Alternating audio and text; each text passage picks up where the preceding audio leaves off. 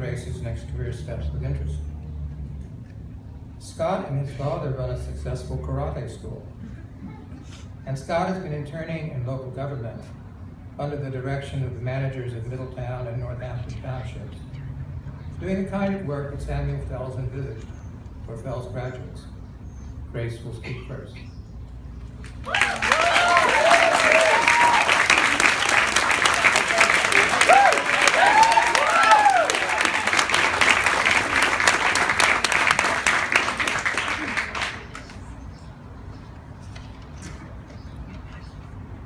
Thank you so much. It's really hard to believe, but it was just 2 years ago that we were in the same room or same garden for our orientation. I remember coming here and feeling awkward and a little nervous. I had never gone to an Ivy League school before. This was my first time living in a city. And sorry, David, I hadn't finished reading The Power Broker. Then we had to do these introductions, where I realized I was about to take classes with some of the brightest people I had ever met. We had Fulbright scholars, Peace Corps volunteers, and people who would run city agencies. Then to top it off, I had to make a speech in front of you guys at the Constitution Center. It was, in short, a pretty terrifying experience. A lot of you guys have been asking me today if I've been nervous about coming up here. Well, the truth is, I've been terrified. That orientation that we had, it was almost 2 years ago. And a lot has happened since then. But the thing is, when I look out at all of you guys here today, I'm most of all very grateful. Because looking into this audience, I'm not just seeing some of the brightest, most accomplished people that I know, but some truly amazing friends. Our friendship was created through a lot of memories, some better than others. You know you're from the 2015 cohort because TG will never have the same meaning again. Your favorite prom memories are not from when you were 18. And every now and then you find yourself craving those Ukrainian cookies. Thank you, Vera. Things weren't always rosy, but even after losing several key members of our faculty, we kept our class together. We organized the events we wanted, from barbecues and house concerts to some of the most widely attended conferences and forums on this campus. We even just recently created a new student group.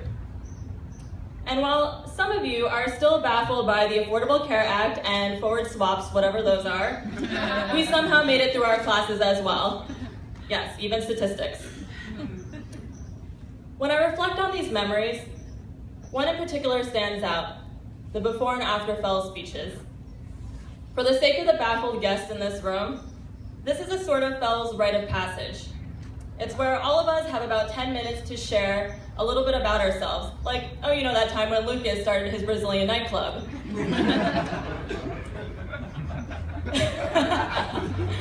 But more importantly, the before and after Fels speech is where we talk about what brought us here, what inspired us to come to Fels. Everyone has a unique story, which makes sense since we're from every part of the country and from every part of the world. But all of our stories have one thing in common.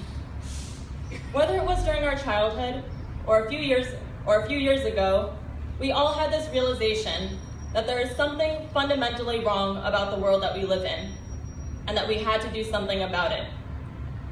For Mary Kate, it was when you realized that your beautiful students were cheated by an unfair system even before they could learn to read. For Flora, it was when you saw that your friend wasn't able to go to university just because of one test score. For Akeem, it was racial inequality. For Lucas, it was the destruction of the environment. And for Maikisha, it was the poverty that you saw right here in Philadelphia. For me, this awakening happened on another college campus. I have to admit, I grew up privileged. I had wonderful parents, who I hope you'll get to meet today, who provided me with everything that I needed and often more. So it wasn't until I went to Seton Hall University, right outside Newark, New Jersey, that I was first confronted with inequality right in my own home state. Our campus was literally surrounded by an iron gate, a daily reminder of the divide between my privileged classmates and the surrounding community.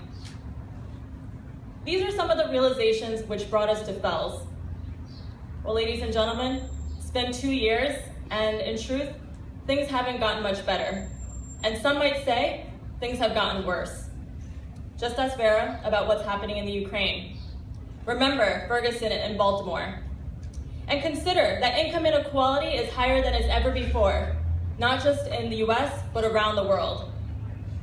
And if that's not immediately apparent to you, when you leave Penn's manicured campus today, walk a few blocks. Walk into parts of Philadelphia where over half the population lives in poverty, where half of the children don't know where they will get their next meal. And then, yes, you will see that our work is cut out for us. We are about to get a diploma from one of the most prestigious universities in the country and probably in the world. For some of us, our diploma will even have Latin letters to symbolize our academic achievements. But here's what I want you to remember.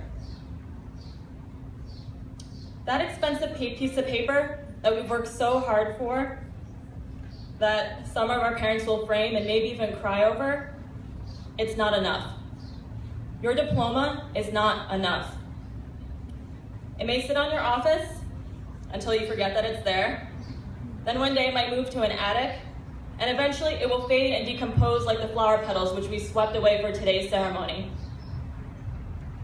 People will forget the diploma, but people won't forget what you do with it. Today we celebrate the hard work we've accomplished so far, but the harder work starts tomorrow. At some point along this journey, you will question whether you are up for the great challenges that you've decided to take on. Change will seem too far, too out of reach.